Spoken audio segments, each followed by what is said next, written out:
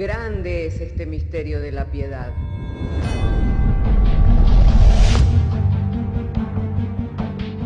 Si se destruyeran los fundamentos, ¿qué ha de hacer el justo? Porque con un solo sacrificio hizo perfecto para siempre a los santificados. Justificados por la fe, tenemos paz para con Dios. Juntamente con Él nos resucitó y nos hizo sentar en los lugares celestiales con Cristo Jesús. Fundados y firmes en la fe, tenemos paz para con Dios.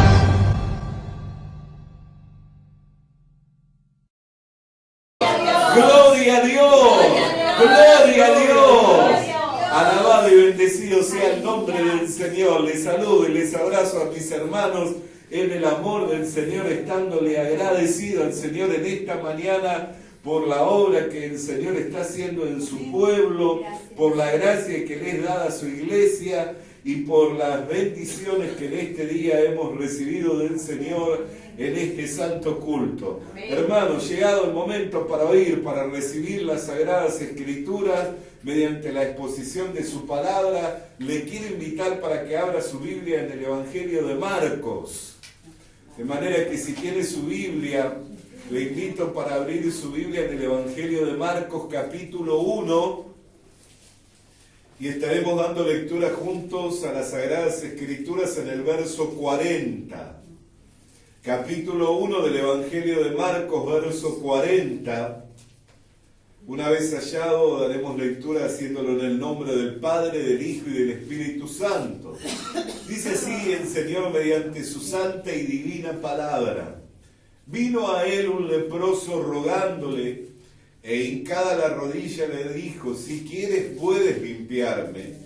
Y Jesús, teniendo misericordia de él, extendió la mano y le tocó y dijo: quiero, sé limpio. Y así que él hubo hablado, al instante la lepra se fue de aquel y quedó limpio.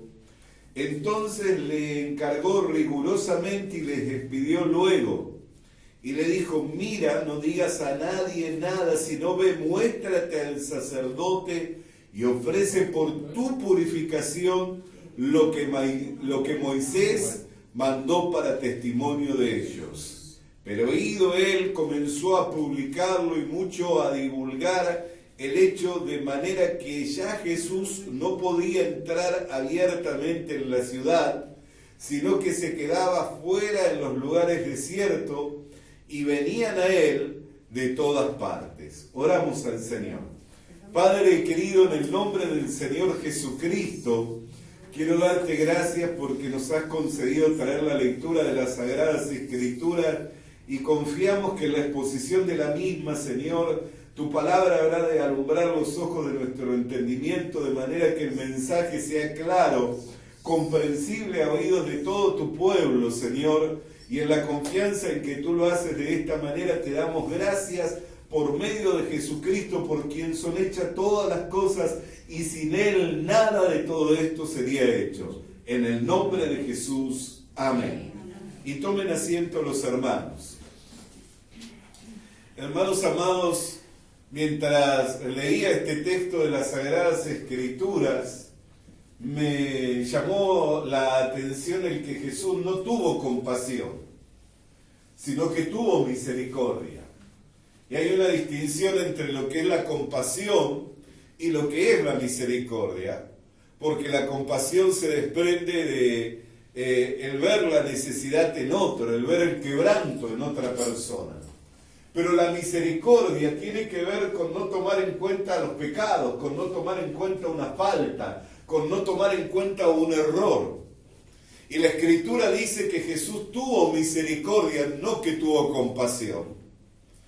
Y si miramos dentro del contexto judeo, el contexto bíblico, toda persona que padecía de este tipo de enfermedad siempre era la consecuencia de una desobediencia. Por lo cual había una ley estricta, rigurosa en cuanto al rito de la purificación, de lo cual Jesús le encargó a este hombre que hiciera como se mandaba en las Escrituras, como había mandado Moisés. diciéndote, preséntate delante del sacerdote para cumplir con el rito de la purificación como ha mandado Moisés. Y si uno mira en cuanto a este rito, tenía que ver con la reconciliación. Tenía que ver con el reconciliarse con Dios. Está en el capítulo 14 de Levítico, es una ley muy extensa, pero en el verso 21 dice, si alguno fuere pobre y no tuviera para cumplir con todo el ceremonial, bueno, entonces traiga esto y aquello para poder estar reconciliado con Dios. Y mientras meditaba en este hecho y viendo la actitud de este hombre, pensaba en todos aquellos que fueron restaurados bíblicamente. ¿Por qué? Porque si nosotros vemos la actitud de este hombre, no vino imponiendo su deseo, imponiendo su anhelo de ser sanado, sino que vino hincado de rodillas, lo cual ya es una demostración de humillación, una demostración de reconocimiento al Señor, pero también de humillación delante de la presencia del Señor. No impuso su anhelo y su deseo, sino que le dijo, si quieres, puedes limpiarme. Y teniendo Jesús misericordia de él, le tocó, y cuando hubo dicho la palabra, entonces él fue limpio de la lepra. ¿Y qué es de lo que hoy quiero referirme? Que para la restauración del creyente, para la restauración de todo hombre, de todo individuo, el proceso pasa por la humillación y no por la imposición de las cosas. ¿Por qué? Porque muchas veces cuando nosotros queremos imponerle cosas a Dios, cuando sostenemos una actitud de soberbia, una actitud de altivez, y sobre todo cuando creemos que es nuestro derecho. He conocido a personas que han manifestado y dicen, si Dios existiera no habría guerra, o no hubiera muerto mi familiar, o no hubiera habido hambre, o no habría hambre, o no estaría pasando por esto o por aquello. La verdad es que Dios existe, y la verdad que todo hombre ha sido destituido de la gloria de Dios, incapacitado por sí mismo de alcanzar esa belleza moral. Y solo mediante el reconocimiento y mediante la humillación es que el hombre puede alcanzar la gracia de Dios. Porque Dios resiste al soberbio, pero le da gracias al humilde. Y esto es algo en que nosotros tenemos que entender. ¿Por qué? Porque hoy en día hay mucha gente que necesita ser restaurada, pero ni cuenta se da de su necesidad. Y sigue sosteniendo que Dios está con él, y sigue sosteniendo que Dios no le ha abandonado, y es muy cierto. ¿Por qué? Porque aunque el hombre permanezca infiel, Dios permanece siendo fiel. Y lo cierto es que el Señor nunca ha abandonado. Los que le fueron dados, el Señor los ha tomado y los ha recibido. ¿Por qué? Porque nadie puede venir a Él si no le es dado por el Padre, y el que a Él viene no le echa fuera. Y ninguno de los que le han sido dados al Señor se le ha perdido a Dios. La realidad es que a Dios no se le ha perdido ningún hombre, sino por el contrario. El Señor rescató a toda la humanidad pagando el precio con su sacrificio en la cruz del Calvario para comprarla, y Él es el Señor y dueño de la humanidad. Pero la humanidad es la que tiene que hacer el reconocimiento de Dios, y es la humanidad la que tiene que acercarse a Dios para que Dios se acerque a Él. Él no está lejos. Cerca de ti, en tu boca y en tu corazón, está la palabra de salvación. Que si creyeres con tu corazón y confesares con tu boca que Jesús es el Señor y que Dios le levantó de entre los muertos, entonces serás salvo. No está muy lejos, sino en el reconocimiento y en la declaración de nuestra necesidad de Dios y de la obra de Dios para nuestra redención. Por eso, todo proceso de restauración involucra la humillación y el reconocimiento de Dios. Y es importante que nos examinemos a nosotros mismos y que mantengamos una actitud de humildad delante del Señor para que podamos alcanzar la gracia de Dios y que el propósito de Dios se vea cumplido en nosotros. Porque no es voluntad de Dios que ninguno de nosotros nos perdamos, ni que ninguno de nosotros dejemos de alcanzar la gracia, sino que la voluntad de Dios es que nosotros alcancemos todo aquello por lo cual fuimos asidos por Cristo Jesús. La voluntad de Dios es que lo alcancemos todo aquello por lo cual fuimos asidos por Cristo Jesús. Ese es el deseo expresado de Dios, esa es la voluntad manifestada de Dios por medio de su palabra, a través de los hombres que Él inspiró para que escribieran y para que nos dejaran a nosotros su palabra revelada, su palabra manifestada. Pero son nuestras actitudes las que muchas veces frenan la mano de Dios, son nuestras actitudes las que muchas veces impiden que Dios cumpla el propósito de su voluntad, que se cumpla su deseo en nosotros, porque Él no puede bendecirnos si no tenemos una actitud de humildad y de reconocimiento hacia Él. Él no puede bendecirnos si no tenemos una actitud de humildad y de reconocimiento. Por eso me llamó este texto poderosamente la atención. Y digo, ¿cómo es que el Señor no tuvo compasión? Porque la lepra era una enfermedad de muerte en aquellos días y de aislamiento y de juicio y de condenación. ¿Cómo es que no tuvo compasión? Sino que tuvo misericordia. Pero en esto también, hermano, me gozo y le alabo a Dios, porque aunque nuestro pecado fuera rojo como la grana, Él tiene poder para emblanquecerlo como la blanca lana. En esto me gozo y le alabo a Dios, porque aunque nuestro pecado fuera rojo como la grana, Él tiene poder para emblanquecerlo como la blanca lana. Y eso nos tiene que llenar, hermano, de gozo y de alegría en saber que aún el Señor sigue haciendo misericordia y que nuevas son sus misericordias cada mañana. Y basta con que nos volvamos a Dios para que Dios se vuelva a nosotros. Basta con que nos humillemos delante de la presencia del Señor para que el Señor tenga misericordia de nosotros, porque Él es el mismo ayer, hoy, por los siglos de los siglos. Y Él no vino a condenar al mundo, sino para que el mundo sea salvo por medio de Él.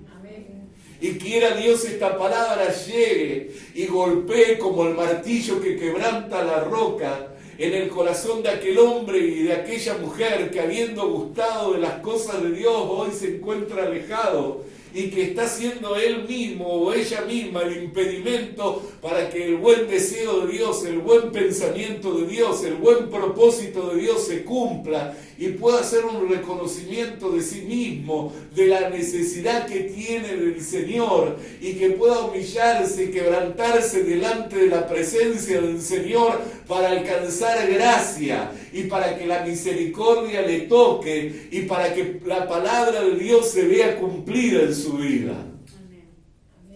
Porque tuvo misericordia, pero también le tocó. Quiere decir que tuvo una cercanía, un acercamiento hacia Él. Y ese toque fue un toque sanador, porque nadie quería tocar, ni nadie tocaba a un leproso, porque el que le tocaba quedaba contaminado y excluido de la congregación. Sin embargo, Jesús nunca estuvo excluido de la gente, ni nunca estuvo excluido del pueblo, y nunca fue contaminado. ¿Por qué? Porque el pecado no entró en Él. En Él no hubo pecado, sino que Él se hizo pecado y el pecador, y sufrió el castigo de nuestros delitos y pecados en la cruz del Calvario, para que por la fe hoy, en ese su sacrificio, pudiéramos obtener el perdón y el don de la vida eterna. Pudiéramos obtener el perdón y el don de la vida eterna. Por eso es que Jesús nunca quedó excluido. Si quedó excluido y estaba en lugares apartados, era por causa de que su fama comenzaba a divulgarse, y eso le era un impedimento de poder llegar, porque se aglomeraba, se agolpaba la gente. Es más, si usted ve que lo que sucedió inmediatamente es que Jesús comenzaba a enseñar y los lugares eran tan reducidos que aun cuando habían enfermos que querían ser llevados delante del Señor, por causa de la multitud no podían llegar y no tuvieron mejor idea que abrir un boquete en el techo para hacer descender al paralítico, al que yacía paralizado. Y Jesús, viéndole que estaba paralítico, le dijo: tus pecados te son perdonados. Y cavilaban de los judíos y decían: ¿quién es este que aún perdona pecados? Y él dijo: para que veáis y creáis que el Hijo del Hombre tiene potestad para perdonar los pecados. ¿Qué es más fácil decirle a este hombre paralítico: tus pecados te son perdonados, o levántate y anda? Pero para que veáis y creáis, yo le digo: levántate y anda. Y en el momento se levantó y comenzó a caminar. Y Él es el mismo, ayer, hoy, por los siglos de los siglos. Así que si tenemos un error o una actitud que desagrada a Dios, basta con hacer un reconocimiento. Los otros días meditaba en cuanto a lo que es que la sangre de Cristo tiene poder para limpiar pecados.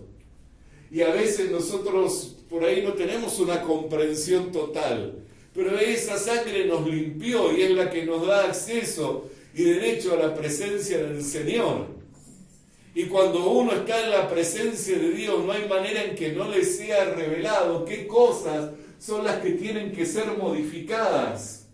Porque es en la santidad de Dios, es en la presencia de Dios, en donde nosotros quedamos expuestos, en donde nosotros somos exhibidos, y ahí es donde nosotros nos vamos dando cuenta de qué cosas tienen que ser modificadas, y es la obra del Espíritu la que nos da el poder y la fortaleza para ir siendo mudados, para ir siendo transformados en la misma imagen del Señor, siendo llevados de gloria en gloria, de victoria en victoria y de poder en poder. Y mientras esa sangre esté ahogando en la presencia de Dios, usted y yo tenemos acceso con confianza a la presencia del Padre, y no tenemos por qué sentirnos acusados, no tenemos por qué sentirnos abandonados, no tenemos por qué sentirnos desechados, porque esa sangre sigue ahogando por nosotros para que nos podamos acercar con confianza a la presencia del Señor.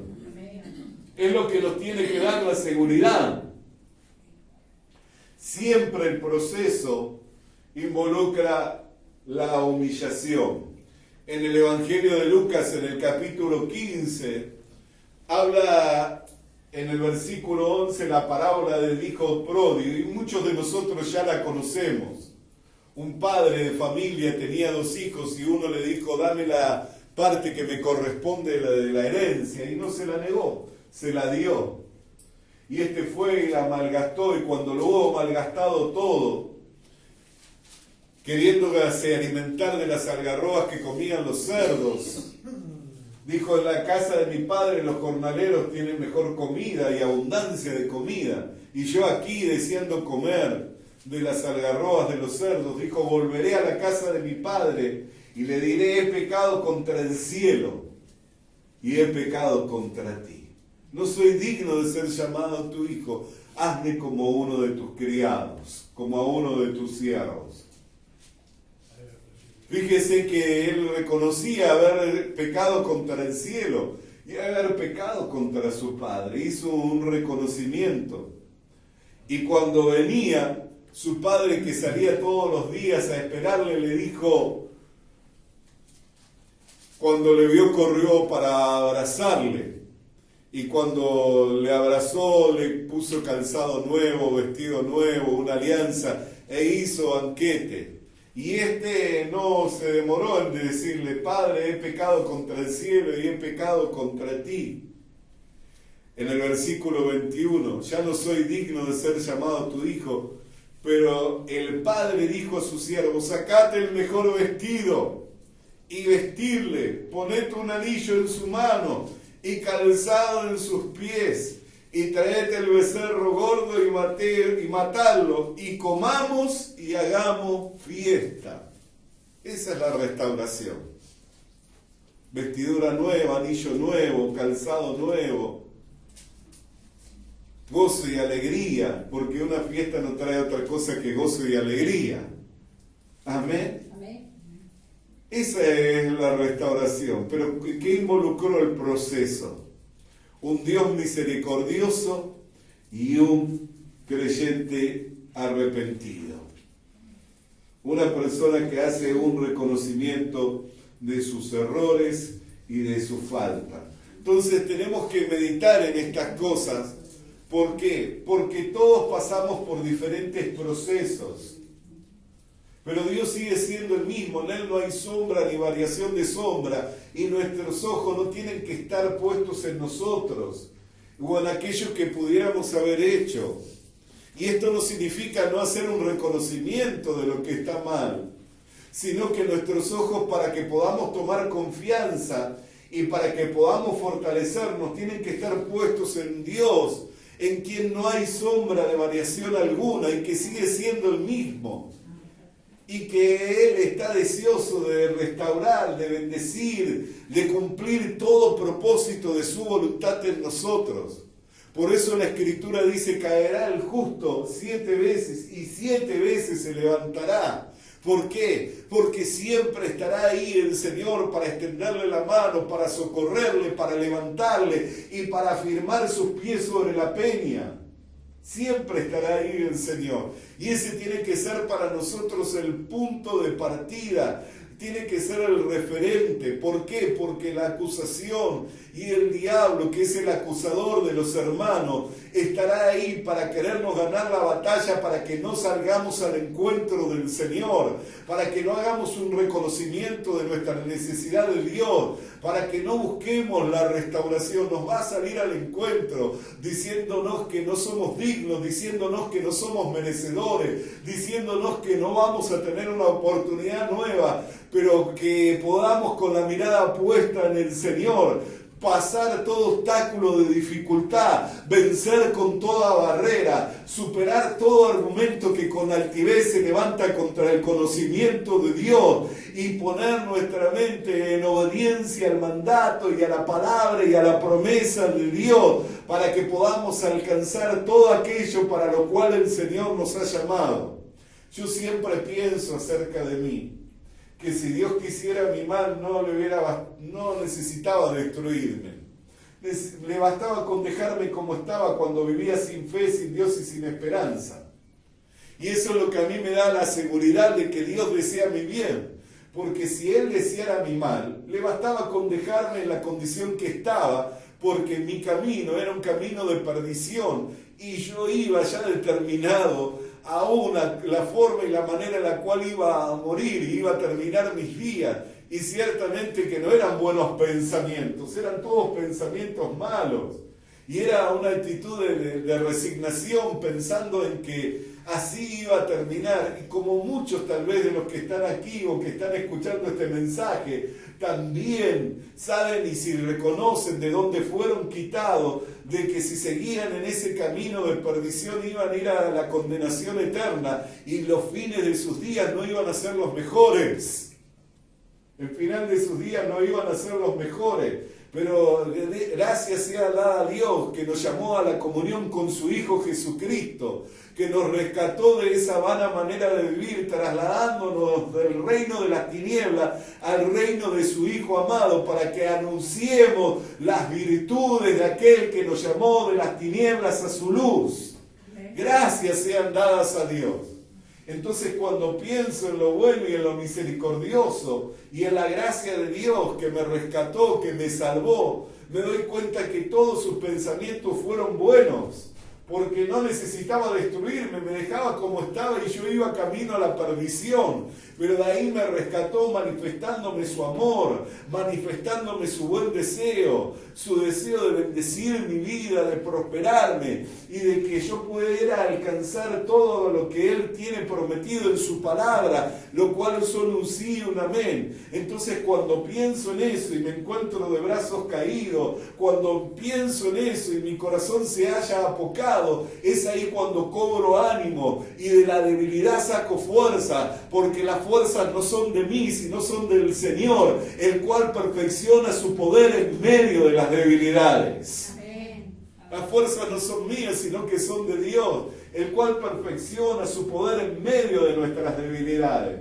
Y quiera Dios que esta palabra alumbre los ojos de nuestro entendimiento para que podamos visualizar al Señor, para que podamos visualizar el buen deseo de Dios, para que podamos reconocer que Él sigue siendo el mismo, que nuevas son sus misericordias cada mañana y que no importa cuál haya sido nuestra ofensa, que abogado tenemos para con Dios a nuestro Señor Jesucristo y que si confesamos Él es justo y fiel para perdonarnos. Y no solamente para perdonarnos, sino para restaurarnos y para que todo el tiempo que perdimos y lo que dejamos de alcanzar lo recuperemos, aún en un tiempo sobrenatural, porque para Él un día es como 1000 años y 1000 años como un día. Amén.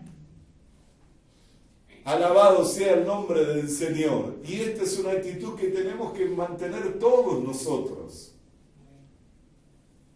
Meditaba mientras estaba leyendo en esta mañana el texto bíblico, la palabra de Dios, la altivez de Satanás, quien puso en su corazón el ser como Dios.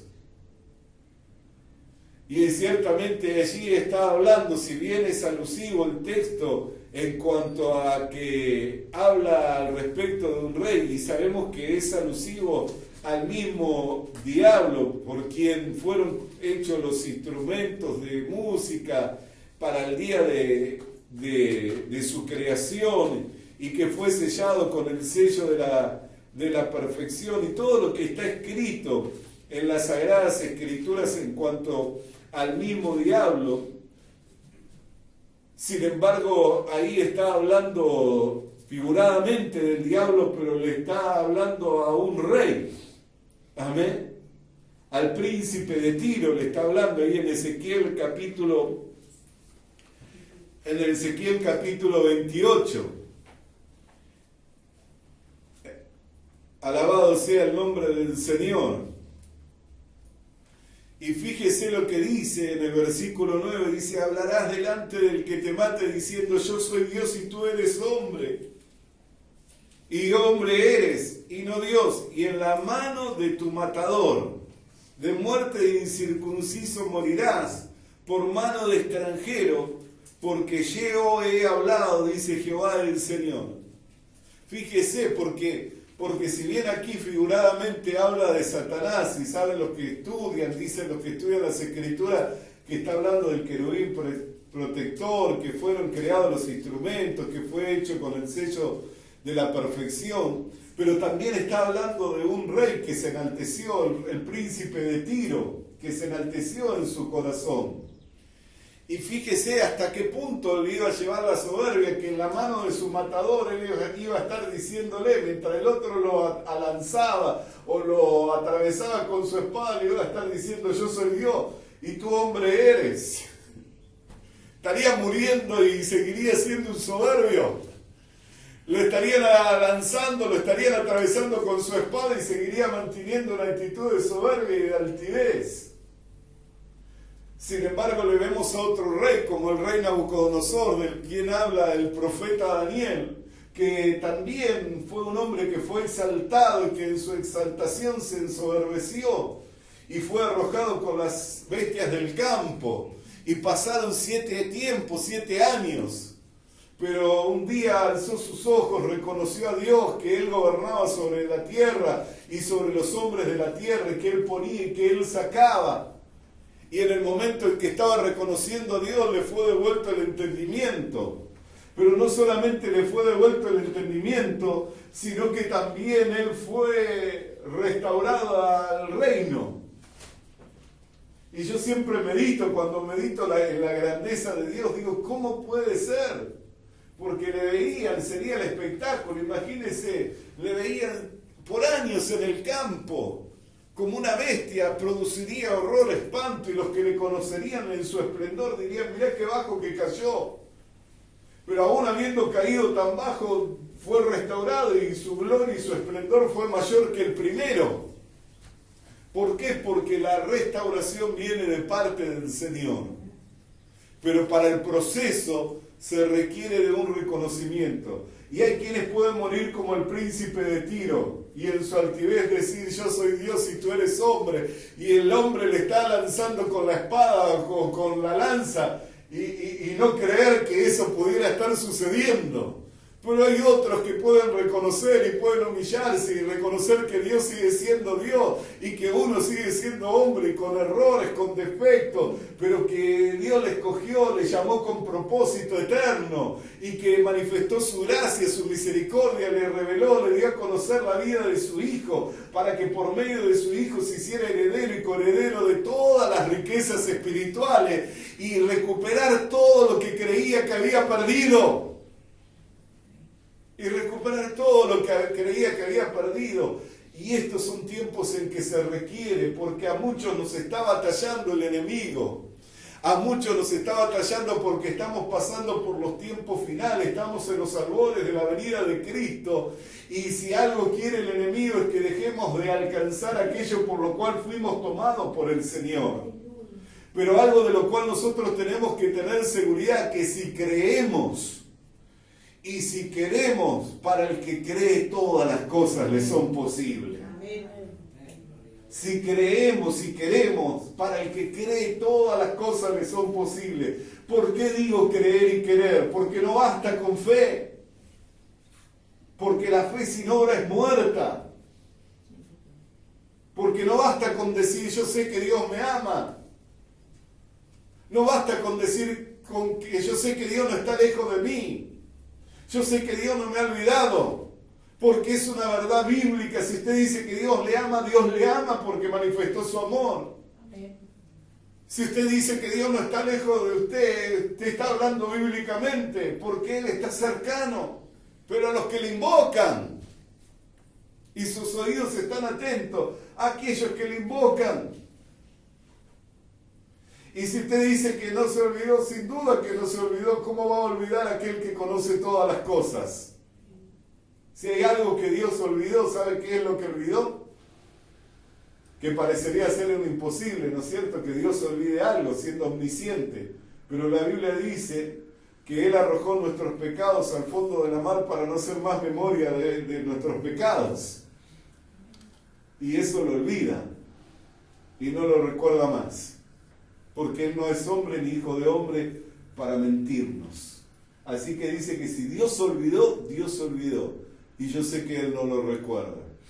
No importa cuán grave hayan sido mis pecados, yo sé que han sido lavados por la sangre de Jesucristo y que esa sangre sigue abogando delante de la presencia de Dios para que pueda acercarme con confianza a su trono para alcanzar gracia y pronto auxilio para el oportuno socorro. Y pronto auxilio para el oportuno socorro. Entonces, hermanos amados, pero son tiempos difíciles, en donde el diablo está queriendo que muchos desistamos, que muchos bajemos los brazos. Alabado sea el nombre del Señor, pero el Señor sigue manteniendo su promesa, que si fuéramos fieles hasta el final, entonces seremos salvos. Porque hemos guardado la palabra de su paciencia, Él nos guardará en la hora de la prueba que ha de venir sobre los moradores de la tierra. Amén. Él nos guardará porque hemos guardado la palabra de su paciencia. Entonces tenemos que creer, pero también tenemos que querer. Y el querer se manifiesta, hermano amado, cuando yo voy en pos de Dios, cuando yo hago conforme a lo que estoy creyendo. Porque el justo vive por lo que cree. No basta con decir creo, tengo que vivir de acuerdo a lo que creo. Y con luchas, con problemas, con dificultades, me puedo caer, puedo resbalar, pero me vuelvo a levantar, sigo perseverando, sigo confiando, sigo avanzando. Ayer hablábamos con los hermanos mediante estábamos haciendo el estudio bíblico que estamos haciendo los días sábados, de que un creyente que tiene pequeños cambios es un creyente victorioso. ¿Por qué? Porque es la evidencia de que Dios está haciendo su obra, y la palabra dice que el que comenzó en nosotros la buena obra la va perfeccionando hasta el día de su venida. Hay cosas que pueden ser para alguien insignificantes y para otros pueden ser tremendos logros, pero lo importante no es la opinión que tienen los demás en cuanto a lo que yo he alcanzado en el Señor, sino en que yo haya alcanzado algo hoy de parte de Dios. que yo haya logrado un cambio en cuanto a lo que Dios espera de los cambios que se deben dar en mi vida. ¿Por qué? Porque si eso se va dando, esa es la evidencia de que yo no estoy estático, que no estoy quedado, sino que Dios está haciendo una obra en mí. Lo peor que puede sucederme es que no tenga ningún cambio, porque cuando dejo de tener cambios en pos de Dios, no es que dejo de tener cambios, sigo teniendo cambios, pero ¿cuáles son? Se van dando y esos van dándose para atrás. No es que cambie, sino que se va manifestando lo que verdaderamente hay en el hombre. Amén. Porque si no crezco para lo bueno y no crezco para el bien, no hay manera en que lo malo no se manifieste. Por eso, hermanos amados, amados del Señor, entendamos que la restauración es un hecho y es un anhelo y un deseo de Dios de restaurarnos, de bendecirnos y de cumplir todo propósito de su voluntad en nuestras vidas. Pero para que se dé el proceso de la restauración tiene que haber un reconocimiento. Por eso vuelvo al texto de capítulo 1 de Marcos, en el verso 40. No vino con la imposición. ¿Qué quieres que te haga? Que recobre la vista. ¿Qué quieres? Caminar. Si hubieras estado aquí, mi hermano no hubiera muerto. ¿Cuántos fueron y que le dijeron lo que el Señor tenía que hacer? ¿Cuántos hay que hoy en día le dicen al Señor lo que Él tiene que hacer? Pero este hombre no le dijo lo que Cristo tenía que hacer, sino que le dio a elegir a Cristo, si quieres. ¿Por qué? Porque Él sabía que en esa condición estaba por su desobediencia. Él sabía que estaba pagando el justo precio de su error y de su desobediencia, pero también veía que Cristo tenía poder para perdonar, tenía poder para restaurar. Por eso es que le dijo, si quieres, puedes limpiarme. Y teniendo misericordia, Jesús le tocó y cuando hubo dicho la palabra, fue limpio. Fue limpio, pero tuvo que cumplir con el rito de la purificación. Tuvo que ir y presentarse delante de los sacerdotes para testimonio de ellos, aunque delante de Dios ya él había sido limpiado, porque inmediatamente había sido sano de la lepra. Alabado y bendecido sea el nombre del Señor. Y eso manifiesta la actitud de alguien que sabe que está pagando el precio de su desobediencia, pero que a su vez ve en Dios la oportunidad para ser restaurado y cree que Dios tiene el poder para restaurarle. Y este mensaje llega en esta mañana, hermanos amados, para que alcemos nuestros ojos y miremos al Señor, quien tiene poder para restaurarnos, y para que creamos que Él quiere restaurarnos. Por eso, hermano amado, que si nosotros tenemos esa actitud, va a acontecer lo que le aconteció al hijo pródigo, que el padre dijo, cálcele con calzado nuevo, vístale con vestido nuevo, póngale el anillo y hagamos fiesta. Alabado sea el nombre del Señor. Cambió todo en el momento. ¿Será que Dios tiene poder para cambiar toda tu situación en este momento en que esta palabra está llegando a tu vida y te está llevando a reflexionar? Sin duda que sí, porque Él es el mismo. Y esta palabra nos fue dada, hermano, para alentarnos, para fortalecernos y para darnos a comprender el buen deseo de Dios, que es que alcancemos todo aquello por lo cual fuimos llamados por el Señor.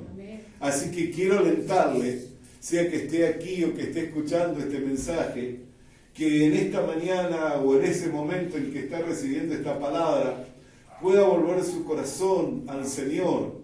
Y de todo su corazón, si reconoce que algo perdió, puede ser su relación con Dios, el fuego del Espíritu Santo que ya no arde, ministerios, dones, puede que haya perdido aún familia, casas. ¿Cuántos hay que por desobediencia perdieron familias? Familias enteras, matrimonios que se disolvieron, hijos que perdieron en relación, que han perdido bendiciones que están prometidas en su palabra. que nos fueron dadas para nosotros y que son nuestras porque Dios no miente. Pero hay actitudes en nosotros que nos son un impedimento, que son una traba para que esas bendiciones se vean cumplidas. Porque Dios no puede cumplir su propósito en nuestra desobediencia. Él puede cumplir su propósito en nuestra obediencia. Por eso el profeta dijo que la obediencia era mejor que los sacrificios. Por eso es que la obediencia, dijo, es mejor que los sacrificios. Alabado y bendecido sea el nombre del Señor. Por eso, hermano, hermana, si en esta mañana o en este momento en que está escuchando este mensaje le ha llevado para reflexionar y volcar su corazón delante de la presencia de Dios, para hacer un reconocimiento de su necesidad de Dios, hoy puede ocurrir un milagro en su vida. Y ese milagro puede ser la restauración de todas las cosas. Le invito para orar. Querido Dios y Padre Celestial, en el nombre del Señor Jesucristo, al oír tu palabra, Señor, me ha llevado a alzar los ojos al cielo y hacer un reconocimiento de mi necesidad de ti, Señor, y que si he estado alejado ha sido por mi altivez, porque no hay nada, Señor, que me excuse, me justifique para estar lejos de ti, cuando tú me creaste para tener comunión contigo, Señor. Pero hoy me vuelvo de todo mi corazón y arrepentido, Señor, por el tiempo perdido, en la confianza de que tú tienes poder para restaurarme a plenitud, Señor, que tienes poder para restaurarme en todas las cosas, Señor, y dar cumplimiento así a todas tus promesas sobre mi vida, sobre mi familia, sobre mi economía y sobre todo mi hogar, Señor. Y en esta mañana, Señor, y en este momento en que elevo esta oración delante de tu presencia, Señor, me consuela, Señor, al oír tu palabra, el saber, Señor, que si tengo esta actitud voy a hallar gracia, y en tu gracia, Señor, voy a haber cumplido el propósito de tu voluntad en mi vida. Por lo cual te doy gracias porque me has alcanzado, Señor, con tu misericordia, con tu amor y con tu paciencia, Señor, para que pudiera, Señor, volverme de todo mi corazón a ti. Y creo, Señor, que tú harás todo cuanto tienes determinado para la gloria del Padre, para la gloria del Hijo y del Espíritu Santo. Amén y amén. Le animamos a que consiga una Biblia, porque en ella encuentra la mente de Dios, el estado del hombre, el camino de salvación, la muerte de los pecadores y la felicidad de los creyentes. Sus doctrinas son santas, sus mandamientos son obligatorios, sus historias son verdad y sus decisiones inalterables. Léala para ser sabio, crea en ella para ser salvo y póngala en práctica para ser santo. Ella contiene luz para guiarle, alimento para reforzarle y consuelo para alentarle. La Biblia es el mapa del viajero, el bastón del peregrino, la brújula del piloto, la espada del soldado y la carta del cristiano. Le animamos a que consiga una Biblia,